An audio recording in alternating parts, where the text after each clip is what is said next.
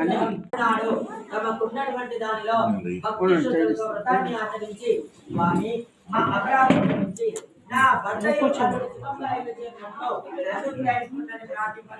సత్యనారాయణ స్వామి సందర్శనై ఆ మహారాజుకు స్వప్నమున పోయి రాజా మీ కారాగృహంలో అన్యాయంగా బంధించిన వైష్ణవుల చూడను ప్రాతకాలం నుండే వదిలిపెట్టి వేయము వారి ధనుషులు వారికి ఇచ్చి వేయము వారు నిజమైనటువంటి దొంగలు కాదు నా శాపవశాత్తు అలా జరిగిందని చెప్పగా వెంటనే రాజు సభలోకి వచ్చి మంత్రి పురోహితాలను పిలిపించి రాత్రి చెప్పి వెంటనే ఆ వైపుల బంధువులను తీసుకురని మండలకు ఆజ్ఞాపించను అప్పటికే 12 సంవత్సరాలు గడిచిపోయాయి కాబట్టి రాజు తమ ఇంకా శిక్ష విధించడం అనే భయం రాజుకైపోయింది కానీ రాజు వారిని ఏమీ విచారింపక పోయి మీకు దైవవ్రత అనుకూలం లేకపోవడం వలన మీకు దుఃఖం సంభవిస్తున్నది కాబట్టి మిమ్మల్ని విడిచిపెట్టుచున్నానని చెప్పి వారికి క్షురాధికం చేసి కట్టుకొనటకు నూతన వస్త్రం తెచ్చి దాన్ని స్వాధీనం చేసుకున్న దానికి రెట్టింపు ధనం ఇచ్చి పంపివేసెను.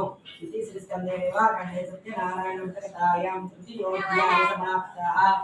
బలో రమాసయాగాం జాతస్వరాయ శ్రీమద్వేంకటనాథాయ శ్రీనివాసాయ మంగళం. ఆనందకర్పూరని రాజనిశ్యామి రాజన అనంతరం శుద్ధాచమయామి స్వస్తి రక్షాం ధారయామి నమస్కరోమి. బలో రమాసయ సత్యనారాయణ మహారాజ్ కి జై. అట్లో కొంచెం దూరం ప్రయాణం చేసిన తర్వాత సత్యనారాయణ స్వామి వారిని పరీక్షింపదలిచి ఓ వృద్ధ సన్యాసిని బంధరించి ఆ వైశ్యులారా మీ పడవ ఎందున్న సామానులు ఏమి అని అడిగాను.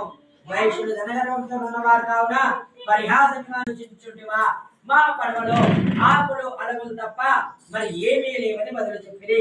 ఆ ఒక చెట్టు కింద కూర్చుండెను.